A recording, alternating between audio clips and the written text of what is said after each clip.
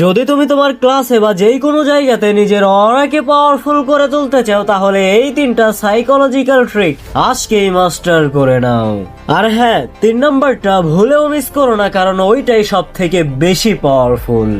Number 1, যদি কেউ তোমাকে ধোকা দেয় তাহলে তুমি তার জীবন থেকেই দূরে চলে যাও। আর কেউ যদি তোমাকে ইগনোর করে তাহলে তুমি তাকে ডাবল ইগনোর করো। যদি তুমি এমনটা করতে পারো তাহলে সামনের মানুষটা এমনিতেই বুঝতে পারবে যে সে ভুল মানুষকে অফেন্ড করেছে। নাম্বার 2, যখনই তুমি কারোর সাথে দেখা করবে তখন তুমি স্ট্রং আই কন্ট্যাক্ট বানাও। তাদের চোখে চোখ রেখে কথা বলো, তখন সামনের মানুষটা বুঝতে পারবে যে তুমি অনেক কনফিডেন্ট, আর তখন এমনিতেই সে তোমাকে রেসপেক্ট দিতে থাকবে। নাম্বার 3, যত পারো নিজের কথা মানুষকে কম বলো।